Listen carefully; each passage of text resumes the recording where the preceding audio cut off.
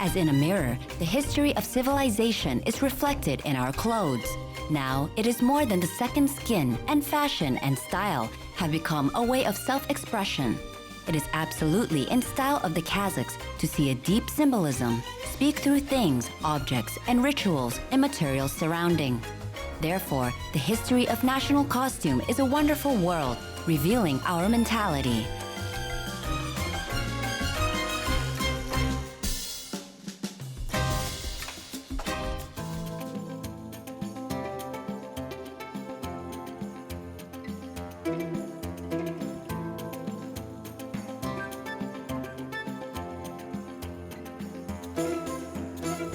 Is there anyone who doesn't enjoy theater or cinema? These art forms are closely related to the history of costume and fashion. Both the appearance and characters' clothing are essential for revealing the plot and the idea of films and plays. It's not without reason that the American Film Academy has been awarding the best costume designers since the 1940s. So what does the image of nomads look like on screens and stages? And what does the national costume has to do with that? For more on this, watch our new episode of the Oriental Vintage.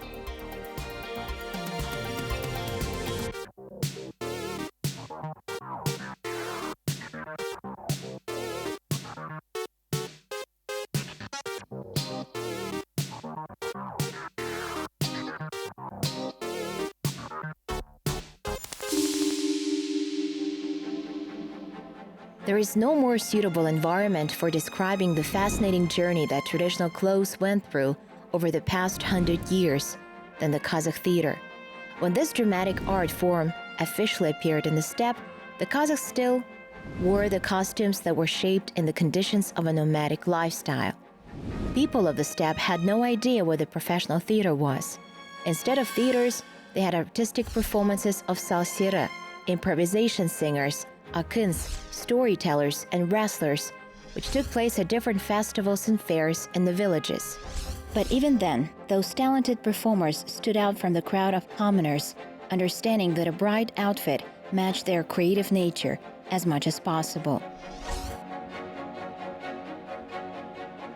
By the beginning of the 20th century, amateur theater groups began to appear in some places. And with the advent of the Soviet power, the need arose to create a national theater. The first actors of the 1920s had a difficult time. The artists had to draw a mustache or a beard with a coal. Instead of boots, they would put on bast shoes. Because of this, the first productions looked more comical than serious and realistic. In 1926, the first national theater was organized in the capital of the Kazakh Republic in Kızılorda. Over time, Almaty became the capital, and the main theater stage moved there too. At first, all domestic productions were based on Kazakh folklore. The characters of Jibek by Awezov, Arkalık Batır by Shanin talked about things that were understandable to nomads and looked like the steppe dwellers themselves. They performed on stage in their own clothes and shoes. Back then, no one has ever created theatrical costumes specifically for artists. Over time, the professionalism of the troupe grew. Works of European classics appeared in the repertoire, and so did the theatrical costumes. In 1933, the Kazakh Musical Theater was opened in Almaty. Now opera and ballet are staged there. Costumes were specifically made for the first musical productions.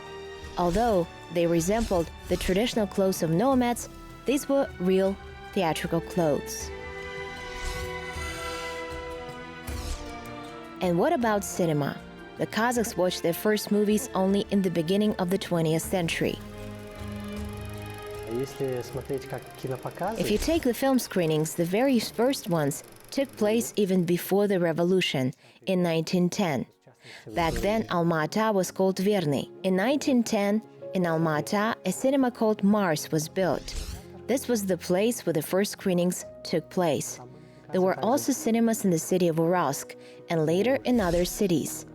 But of course, most of the cinemas were opened after the revolution, and this was mostly due to the fact that the Soviets, the Bolsheviks, had a goal of spreading propaganda, and the movie was one of the best means of propaganda. At that time, the films were silent and didn't require translation. не требовался перевод. Nomads appeared in a silent newsreel for the first time. In the early 1920s, documentaries were mainly made. There were no filmmakers and actors in the steppe yet.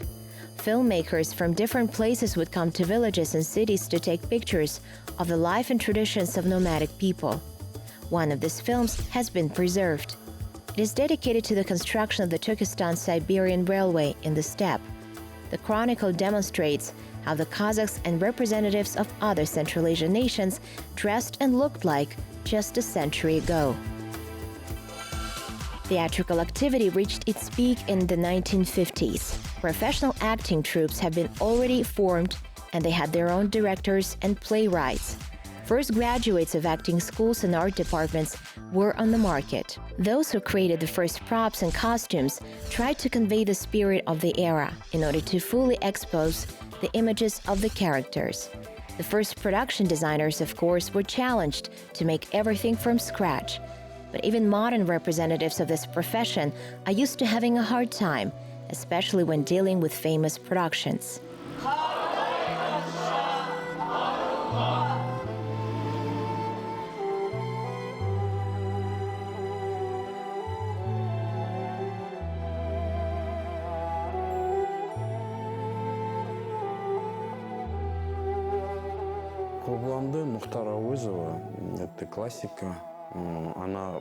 The play Khoblanda by Mukhtar Awezov is classic. It was written in 29 versions. Moreover, it's a folk epos, folk tales that were passed from mouth to mouth. But it was the stage version that was written by Mukhtar Awezov, and at the moment, this production has already been staged 3 times in our theater over the current 93rd season. For now, we are working with the 9th century. This is the pre-Muslim period. It was the time of Tengrism and paganism. And here we had this concept, the design of the Tengrian world.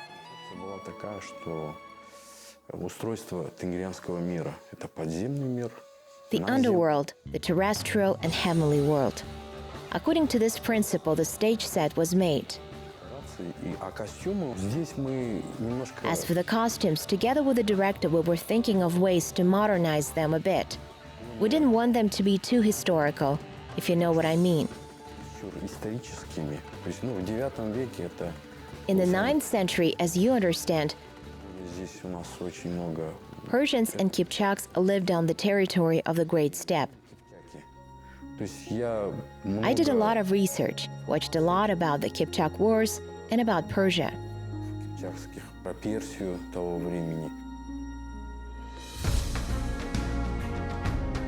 And this is the first live-action movie with which the official countdown of the history of Kazakh cinema has started.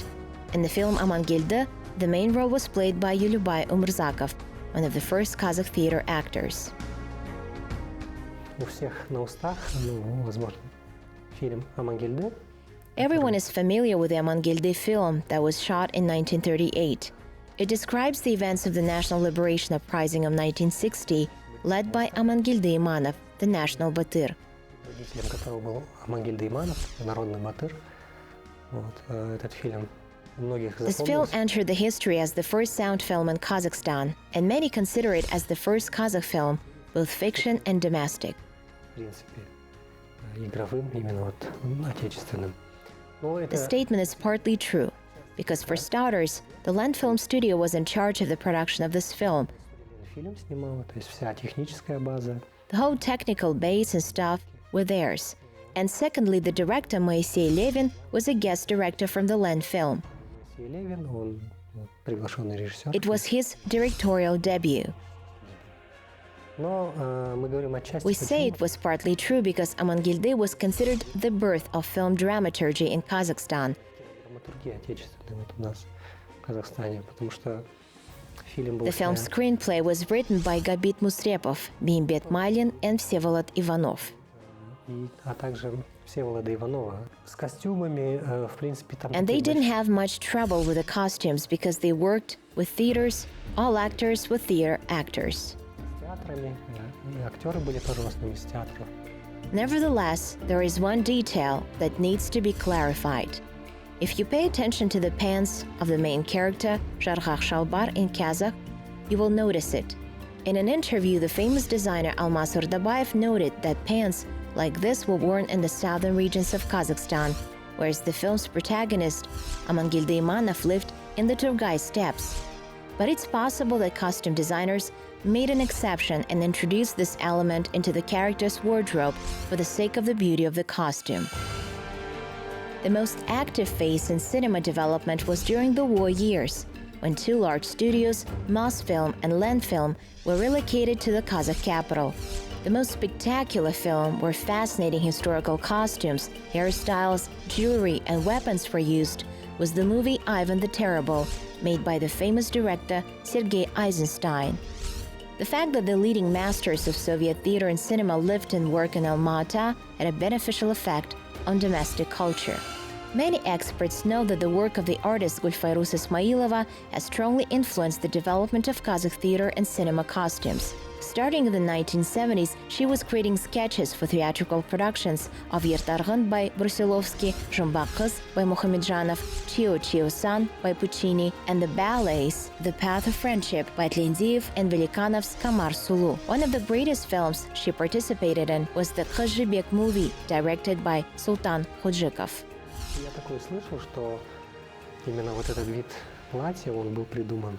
I heard that this dress was invented right on the set by Gulfairuz Ismailova. She was a production designer.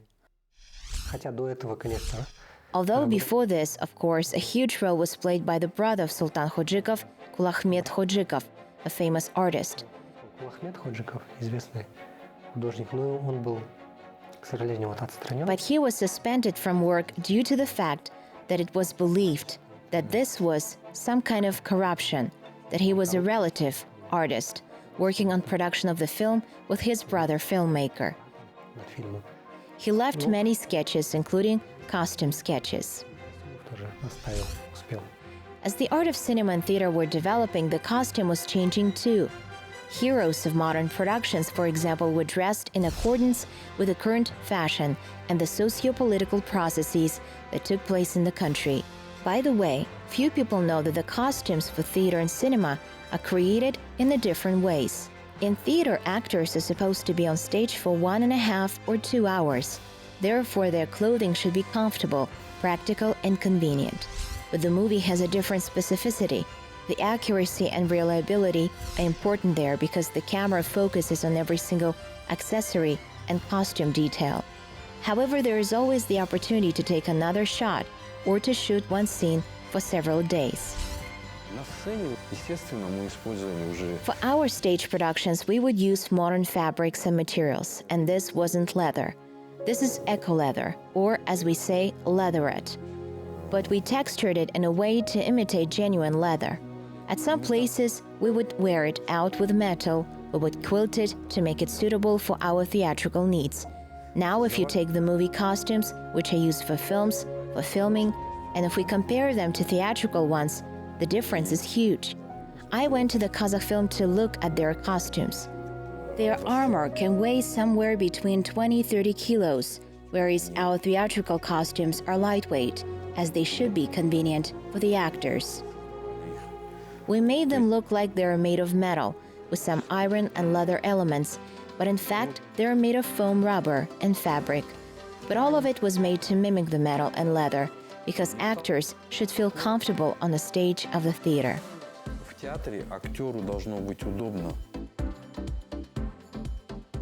The process of film production starts with a script. It dictates what costumes should be made. The director makes decisions based on the presented sketches of clothes, hairstyles, and accessories. Sometimes an artist makes 3 or 4 variants of a sketch, of which only one is chosen. A good choice of color or fabric is equally important, so that the actor wearing the costume would look good on screen.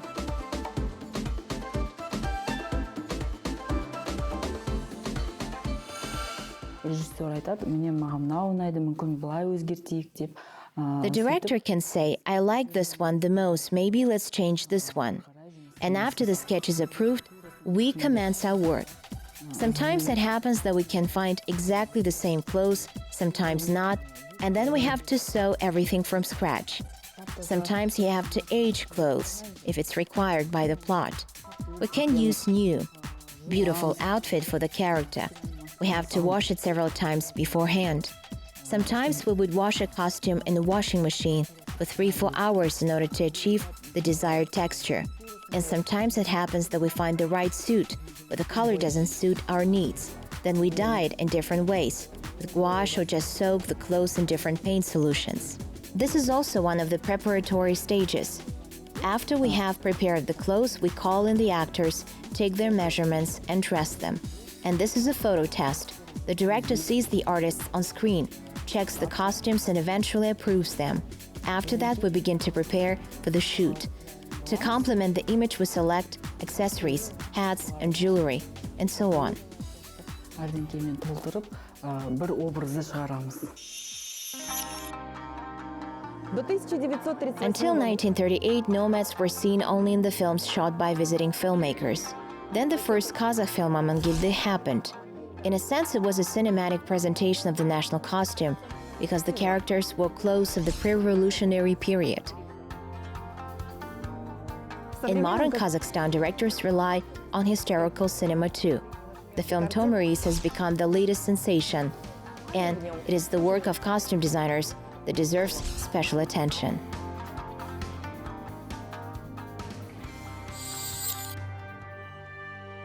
Hundreds of suits and armor were sewn for the production of Tomyris. For the main character alone, designers created more than 20 unique outfits. The history of the ruler of the Massaget tribe dates back to the times of the ancient Greek historian Herodotus. Producers of the film were advised by leading Kazakh historians and archaeologists. Details of clothing, armor, and weapons were made with meticulous attention. But since the film is about the events that happened in BC, the Saka era, a lot of questions and comments were posed by both experts and viewers. Unfortunately, in Tomyris, there wasn't enough of jewelry, although it's something that Saka were known for. They were great jewelry makers. Think of the Golden Men, for instance. How fine they were working with gold. Gold is a very soft material. The animal style, these various plaques and all kinds of brooches, are all very beautiful and interesting, but unfortunately wasn't shown in Tomyris properly. I would be more interested if there was a bigger emphasis on this, on how they were making their jewelry. In the movie, there were only a few solemn episodes and the burial.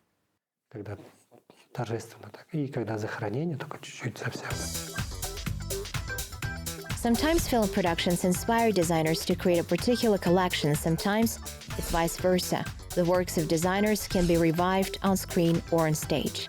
One of the examples to it is the Ballet Russe in Paris. It was the stage art that influenced fashion in the early 20th century. Europeans were shocked by costumes that were made based on the sketches of Bakst, Goncharova, Benoit, and many other artists. Luxurious fabrics and clothes started to be created. The craving for Oriental luxury swept the entire fashion world. Transparent, smoky, and heavily embroidered fabrics appeared. Ornaments, Oriental flowers, feathers, shawls, fans, and umbrellas became trendy. European fashionistas dressed in theatrical style. Slits became common in clothes. Ladies wore turbans and colored wigs. The Ballet Russe influenced lots of fashion designers. Among them were Paul Poiret, Christian Dior, and Roberto Cavalli.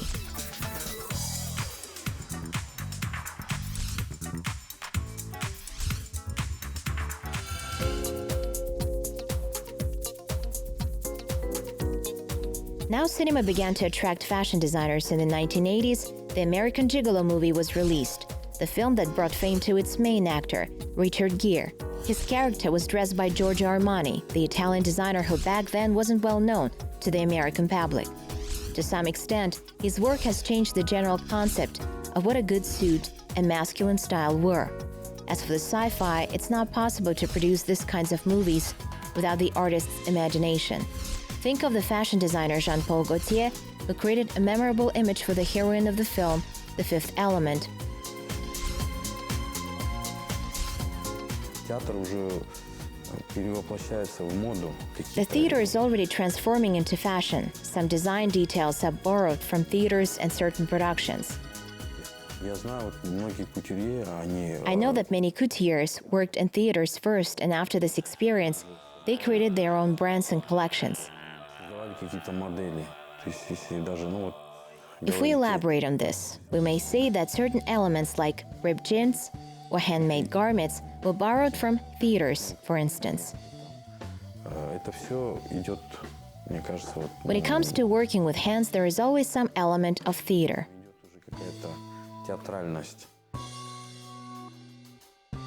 Theatrical costumes have changed a lot today. Antique dresses and armor are being modernized completely. Designers use lightweight, comfortable fabrics. Cinema, theater, and fashion, all of these arts live according to the laws of the industry.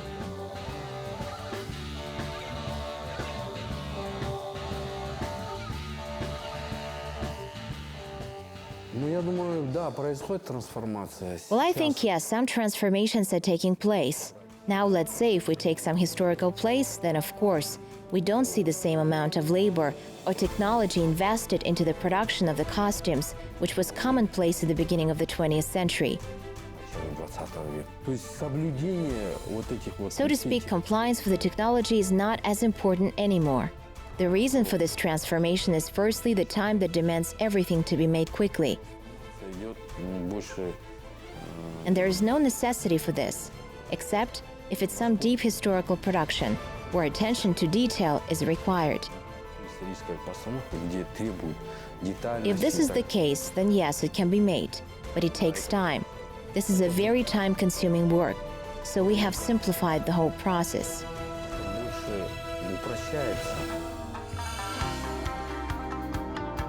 In the process of production of each film, costume designers are usually engaged in the search for books, paintings, photographs, and descriptions of clothing of the desired period. They study ethnographic sources, consult with restorers. In 2013, Kazakhstani filmmakers made a historical series about the star of the domestic theater, opera singer Kulash Baysitova. The artist Gauhar Abutalif had to do a lot when she was creating retro costumes for the film. Biz biraz vaqt dayandaldik. Bir 3-4 ay dayandıq ketdi.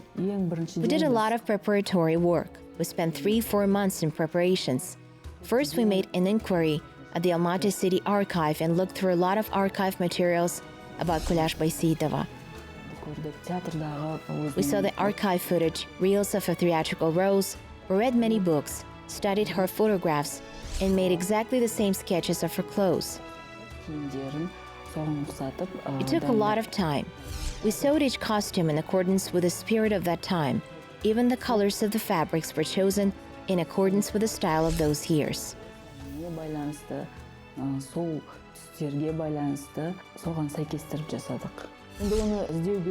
It's necessary to look for accessories. We try to use natural fabrics because they are great for creating texture. The color should look good on screen. We use only good textured natural fabrics. First of all, we of course consult with the director.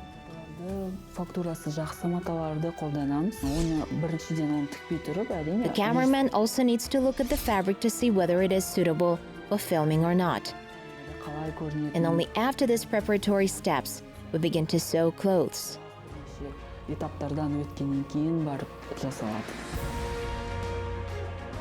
There are all sorts of genres in modern Kazakh cinema. Both Kazakh and international plays are staged in the country's theaters.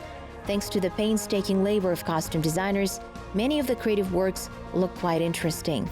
The images of the characters remain vivid and memorable in the minds of the audience. Who knows?